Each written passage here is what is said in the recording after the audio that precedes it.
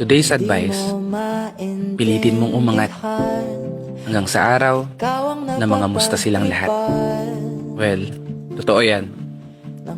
Sabi nga nila, kung gusto mong makita o makilala yung tunay sa paligid mo, magnegosyo ka.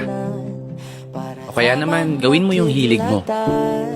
And trust me, mabibilang mo sila. Sabi nga ng iba, mas marami ang makakasama mo sa araw ng tagumpay o para sa mga panahon na matumal at mga kahapon na malumbay.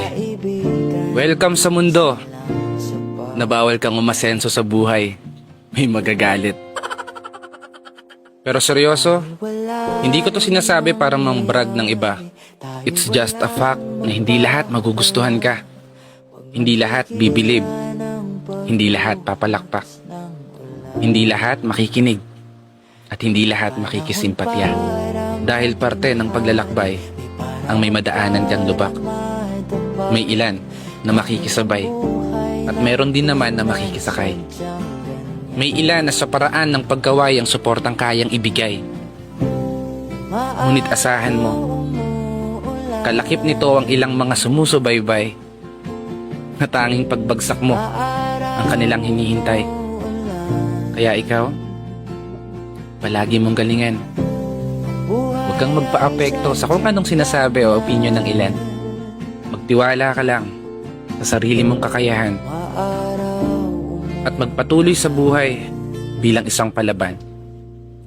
Isang tao na matatag, positibo, at palaging handang pumalag sa kung anumang mga pagsubok ang ibibigay ni God.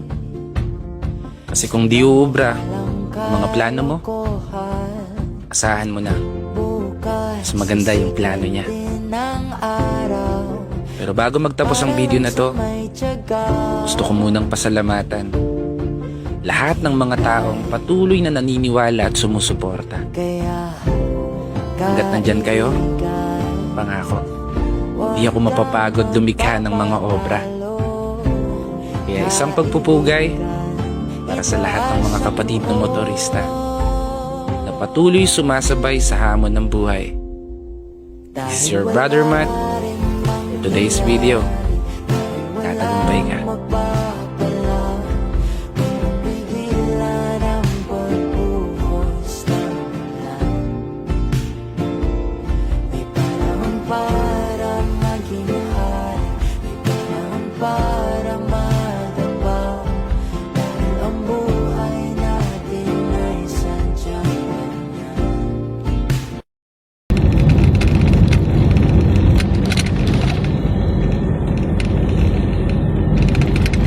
Ayala Underpass,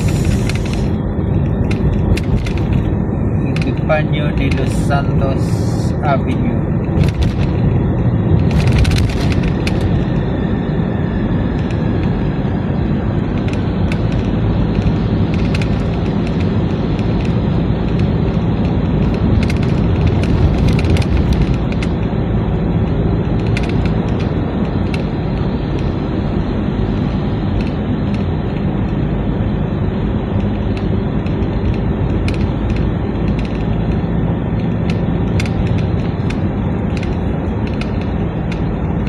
Yung tunnel mga amigo na Ayala Tunnel.